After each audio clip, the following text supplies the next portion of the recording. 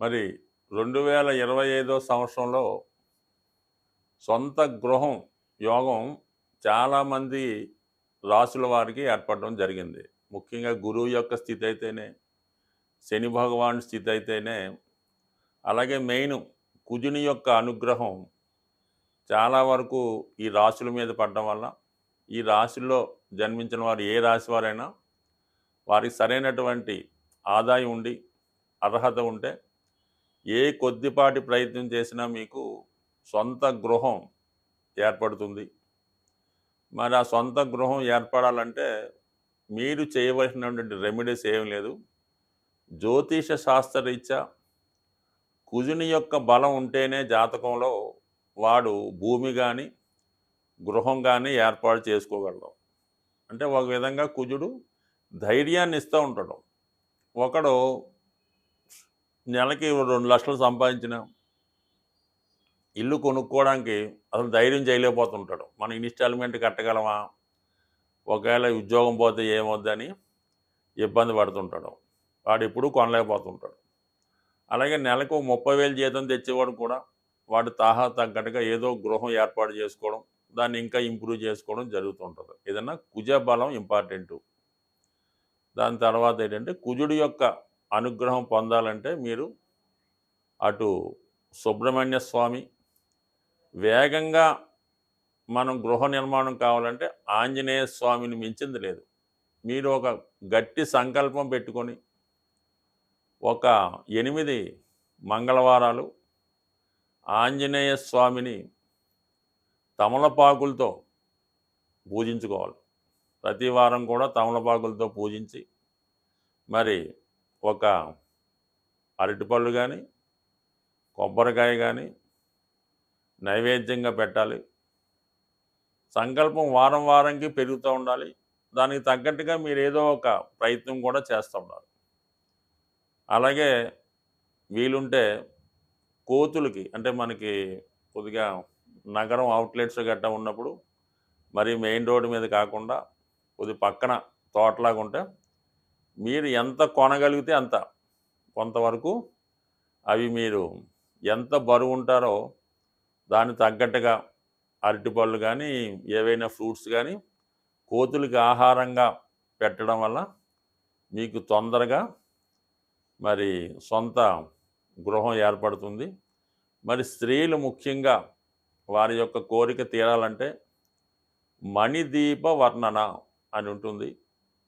దాన్ని సంధ్యా సమయంలో గృహం శుభ్రపరిచిన తర్వాత సాయంకాలం దీపం పెట్టిన తర్వాత మరి చాలా ప్రశాంతంగా మనశ్శాంతిగా ఎటువంటి ఆలోచన లేకుండా ఈ మణిదీప వర్ణన చదవడం వల్ల ఖచ్చితంగా మీకు సొంత గృహయోగం ఏర్పడుతుంది. అలాగే ఈ గృహం కావాలనుకున్న వాళ్ళు మీరు దేనికి వెళ్ళినా వెళ్ళకపోయినా గృహప్రవేశాలకు వెళ్తుండండి.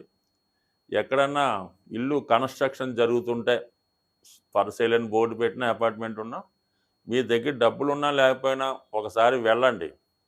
వాళ్ళని కనుక్కోండి, ఎంత అవుతుందన్నో తెలుసుకోండి, దాని బ్రోచర్లు తెచ్చుకోండి, మీ దగ్గర పెట్టుకోండి.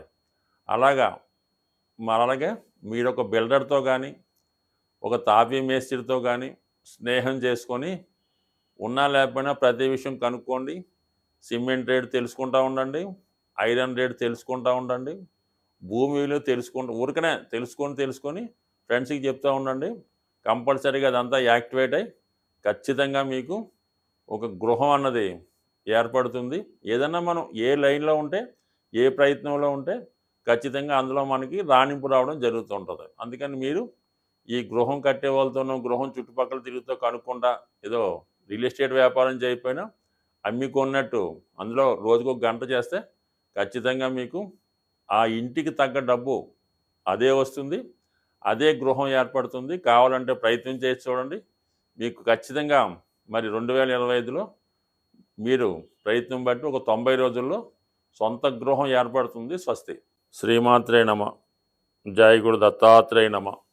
ఈ వీడియోలో మనం 2025 సంవత్సరంలో కుంభరాశి వారి యొక్క అదృష్టం ఏ విధంగా ఉండబోతుంది, వాళ్ళ యొక్క జీవితంలో ఈ సంవత్సరంలో మారుతున్నటువంటి మార్పులేటి, ఏ గ్రహం శుభాన్ని లేదా అశుభాన్ని ఇవ్వబోతున్నాయి అన్న విషయాన్ని మనం ఈ వీడియోలో తెలుసుకునే ప్రయత్నం చేద్దాం. కుంభరాశి వారికి మరి ప్రస్తుతం జన్మశని ప్రభావంతో చాలా వరకు జాతకుడు వారి యొక్క సమస్యల నుంచి, బలహీనతల నుంచి బయటపడలేకుండా చాలా స్ట్రగుల్ పడడం జరుగుతూ ఉంటుంది. చాలా వరకు ఈ కుంభరాశి వారు బయట ప్రపంచానికి ఒకలాగా ఉండడం జరుగుతూ ఉంటుంది. వారు అంతర్గతంగా వేరే ప్రపంచంలో వాళ్ళు జీవిస్తూ ఉంటారు. ఇది సూర్యుడి యొక్క సింహరాశికి ఆపోజిట్ రాశి అవ్వటం వల్ల అది రాత్రి బలం కలిగినటువంటి గ్రహం. దానికి వరుణదేవుడు ఈ రాశికి ప్రధానంగా ఆధిపత్యం వహిస్తూ ఉంటాడు. అంటే చీకటి సామ్రాజ్యం లాంటిది ఒక విధంగా కుంభరాశి. అందులో ఉన్నటువంటి ప్రధాన నక్షత్రం శతభిష నక్షత్రం. ఇవన్నీ కూడా ఒక విధంగా తామసిక లక్షణాలు కలిగి ఉన్నటువంటి రాశి అవ్వటం వల్ల ఈ రాశిలో చాలా వరకు ఉన్నవారు అందరూ ఒకలాగా ఉండరు, కానీ చాలా వరకు రెండు రకాల మనుషులు ఉండడం జరుగుతుంటుంది. చాలా నిస్వార్థంగా ఉంటారు. చిన్నతనం నుంచే కుటుంబ బాధ్యతలను మోస్తూ ఉంటారు. అంటే కుటుంబంలో చిన్నవాడైనప్పటికీ అంటే తల్లిదండ్రులు ఉంటారు, అన్నదమ్ములు ఉంటారు, అక్కగారు ఉంటారు. వీడేదో మూడోవాడుగానో నాలుగోవాడుగానో పుట్టాడు అనుకుందాం. వాళ్ళందరూ ఏం చేస్తున్నా ఎలాగున్నా చిన్నతనం నుంచే బాధ్యత వహించి, చిన్నతనం నుంచే డబ్బులు సంపాదించి ఆ తల్లిదండ్రుల్ని మోస్తూ ఉంటాడు, అక్కలకి పెళ్లి చేస్తూ ఉంటాడు, అన్నగారికి చదివిస్తూ ఉంటాడు. సరే, ఈ విధంగా కొందరు ఉంటారు. తక్కువ సంతానం ఉన్నవాళ్ళు కూడా అంటే ఒకడే పిల్లవాడు, తల్లిదండ్రులు బాగున్నారు అనుకున్నవాడు ఏం చేస్తాడు, వాడి సర్కిల్లో ఉన్నటువంటి ఫ్రెండ్స్నో లేదంటే వాళ్ళ దగ్గర బంధువులను వాళ్ళ మంచి చేటలు చూస్తూ వాళ్ళ కోసం వాళ్ళకి ఉద్యోగాలు ఇప్పించడం, వాళ్ళకి పెళ్ళిళ్ళు చేయడం, వాళ్ళ బాధ్యత స్వీకరించడం, వాళ్ళకి అప్పులు ఇప్పించడం, ఈ విధంగా చేసి నష్టపోతూ ఉంటాడు. ఏదైనా ఈ కుంభరాశి వారికి అయితే ఎర్లీగా 24వ సంవత్సరంలో పెళ్ళేవాళ్ళు, 26 అనుకుందాం. లేని పక్షంలో 36, 42, 45 కూడా అవుతూ ఉంటుంది. చాలా వరకు వీళ్ళకి లవ్ ఫెయిల్యూర్ ఉంటుంది. ఈ చదువుకునే టైంలో అంటే ఎర్లీగానే డిగ్రీ చదువుకునే టైంకి ఎంత ఉంటుంది, బీటెక్ అనుకుందాం, ప్రస్తుతం 21, 22 సంవత్సరాల్లో బీటెక్ పూర్తి చేస్తారు. ఆ టైంలోనే లవ్ అఫేర్ ఏర్పడుతుంది. పెళ్లి చేసుకుందాం అనుకునే టైంకి ఇతను అబ్బాయి అయితే అమ్మాయికి ఆ పెద్దలు ఏదో వెళ్ళి సంబంధం చూస్తే ఈ అమ్మాయి చక్కగా పెళ్లి చేసుకొని జంప్ అవుద్ది. మనోడు అదే ధ్యాసలో ఓ 10 సంవత్సరాలు కాలక్షేపం చేసి తీరా పెళ్లి చేసుకుందాం అనుబోతులకు పుణ్యకాలం గడుస్తుంటే దీనిలోగా పెద్దల్ని వాళ్ళని వీళ్ళని పోషిస్తూ ఉంటాడు. తిరిగి నువ్వేం సంపాదించావంటే ఏమి ఉండదు. తీరా పెళ్ళైన తర్వాత భార్య వచ్చిన తర్వాత అంటే ఏదో 36కో 38కో అవుతుంది. అంటే సాధారణంగా ఓ 12 సంవత్సరాలు ఉద్యోగం చేశాడు, చాలా డబ్బు దాచి ఉంటాడులే అని ఆ భార్య అనుకుంటుంది. అనుకొని ఏదో ఒక ఫ్రైన్ మార్నింగో నైటో, ఏమంటే మీరు ఇంతకాలం ఉద్యోగం చేశారు కదా, ఈ డబ్బు అంతా ఏం చేశారు అని అడుగుతుంది. వీటి దగ్గర ఏం సమాధానం ఉండదు, ఎందుకంటే అప్పుడు డబ్బులు ఏమి ఉండవు కదా. ఇంకా అక్కడ నుంచి ఇక సెపరేషన్ మొదలవుద్ది. బట్ ఏదైనా ప్రస్తుతం ఈ కుంభరాశి వారికి ప్రస్తుత జన్మశని నుంచి విముక్తి కలుగుతున్నాడు. ఎప్పటి నుంచి?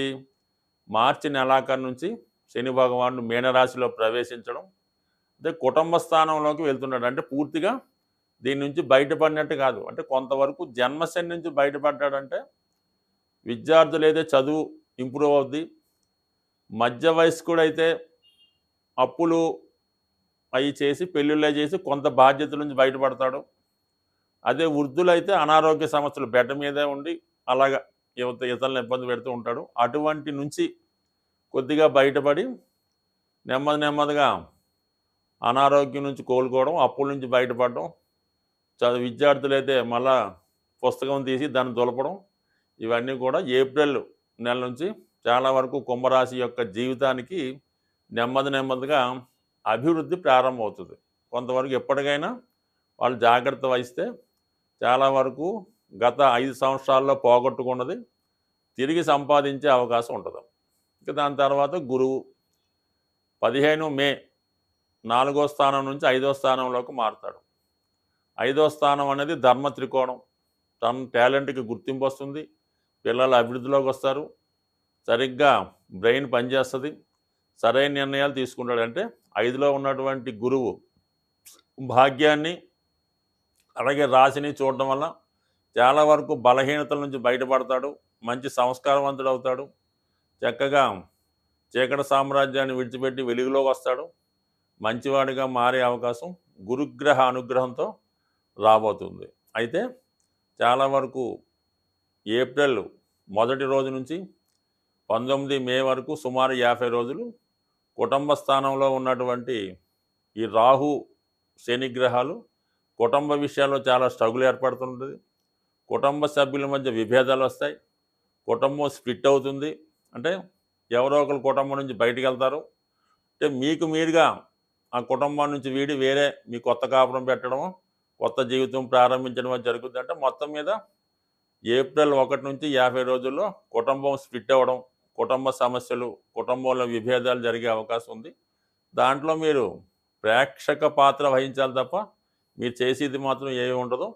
ఏదైనా నిదానంగా మౌనంగా ఉండి చాలా వరకు కుటుంబం విడిపోకుండా అందరినీ సరిదిద్దుకొని జాగ్రత్తగా ఉంటే మంచిది. ఏదైనా మెయిన్గా నష్టపోయేది మీరే అవుతారు కాబట్టి చాలా వరకు ఆ విషయంలో కేర్ తీసుకోండి. దాని తర్వాత ఇంచుమించుగా మనకి 20వ తారీఖు మే తర్వాత రాహు రాశిలోకి ప్రవేశిస్తాడు, స్వక్షేత్రంలోకి ప్రవేశిస్తాడు. అంటే కుంభరాశి వారికి ఏదైతే రాశ్యాధిపతులు శని రాహులు ఉంటారో, శని వెళ్ళిపోయి రాహు రావడంతో కొంతమందికి సినిమా పరిశ్రమలో ఉన్నవాళ్ళకి, సాఫ్ట్వేర్ రంగంలో ఉన్నవాళ్ళకి, వైద్య వృత్తిలో ఉన్నవారికి, చీకటి సామ్రాజ్య వ్యాపారాలు చేస్తున్న వాళ్ళకి చాలా వరకు అనుకూలిస్తుంది. బట్ కానీ ఏదైతే ఈ రాహు సంబంధించినటువంటి అసాంఘిక కార్యక్రమాలు, చట్టంతో వ్యతిరేకించబడ్డవి, ప్రభుత్వానికి వ్యతిరేకంగా ఉన్నవి, అటువంటి కార్యక్రమాల్లో పాల్గొంటే మాత్రం టెంపరీగా బాగున్నా నెమ్మదిగా ఎప్పుడైతే రాహు వెనకొచ్చి 12లోకి వస్తాడో మరి అప్పుడు, అంటే ఇది ఇమ్మీడియట్గా కాదు, రాహు కుంభరాశిలో ప్రవేశించినప్పుడు వాళ్ళు, అంటే అందరూ కాదు, కొంతమందికి ఇటువంటి బ్లాక్ మార్కెటింగు, ఇటువంటి వ్యాపారాలు కానీ అందులో పాల్గొనడం కానీ జరుగుతుంటుంది. ఇది సంవత్సరంన్నర వరకు బాగుంటుంది.